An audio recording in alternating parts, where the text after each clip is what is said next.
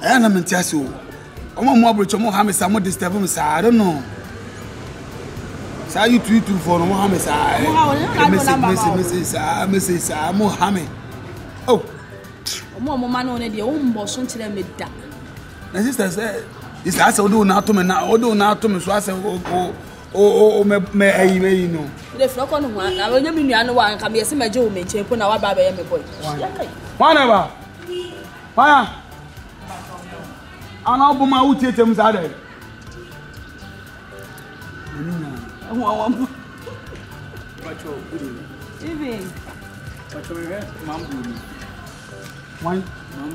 Mambruni. Now, free now. What to say? Guys, show me a minute and I think what to say. Lady B,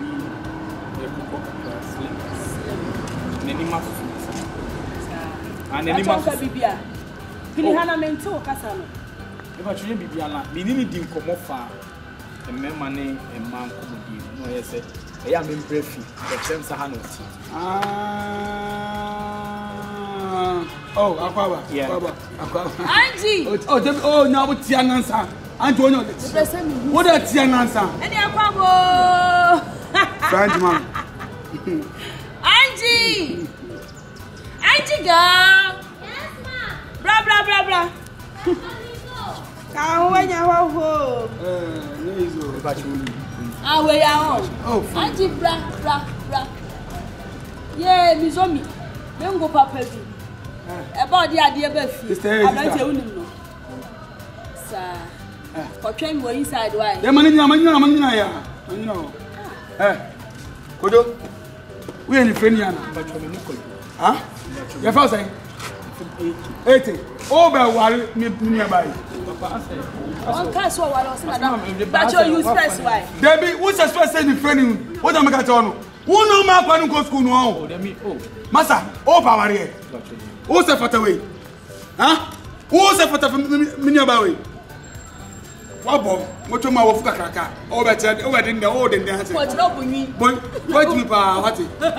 So what's up with me? You will prove your hand. Fold me go. You have been with some say. Hey, brother, hey, hey, hey. Now who be? Huh?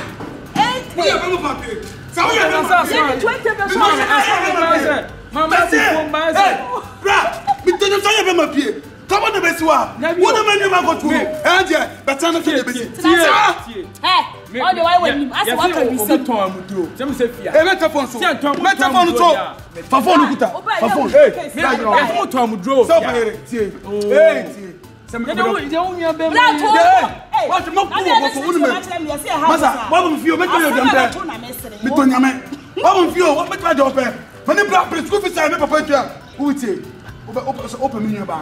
yes, sir.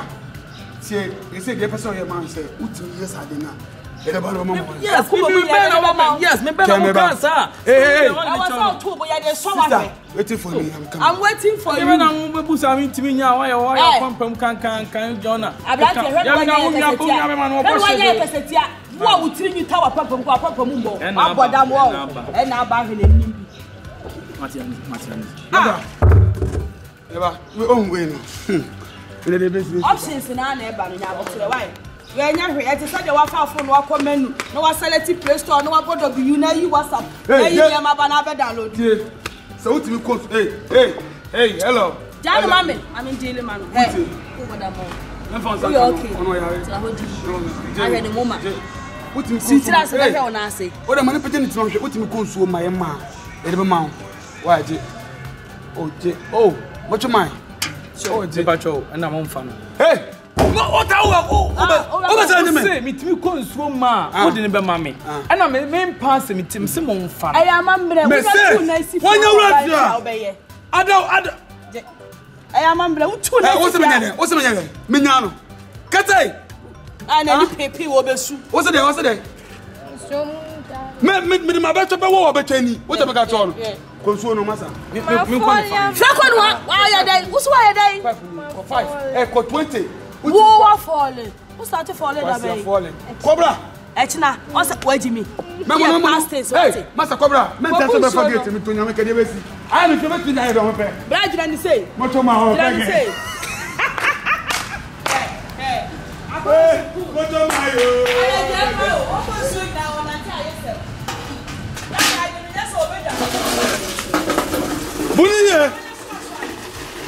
Hey, Mrs. Personal. Hey, what's my going to? Mammy goes to Mamma White. Oh, down, I never forget. Bema get it back. Ojo Ocho. Hey, Tamsono. Masa, how about that? Masa, what take you out? I live here to come in. And you're going to make it. And you're first one. Tato. So I don't mean when you're blah. So say I'm going to get your church.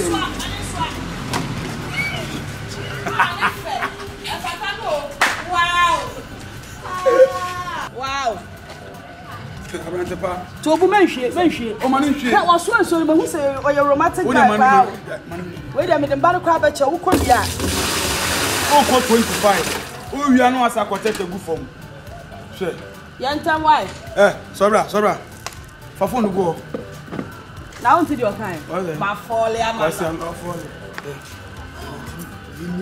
We need to get to the certain quarter. Fraconua. Yay, you are very good.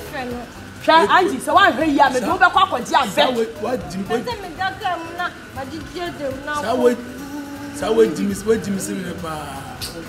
Baby, maybe you'll cock up the crime.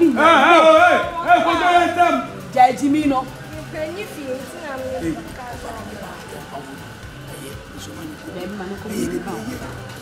Mama for Jalek, I'm going to be a lookout.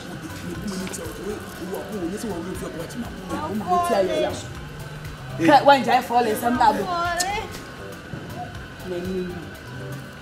Wow, it's so fatal, Blanty.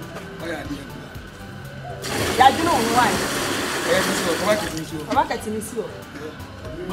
Hey, follow the two on about them. Why? Bye-bye. Hey, Obey. Made my better ever were about any. A demo to mine. A demo to mine. Oh, the night I was there. Yes, man. A demo to mine. Hey.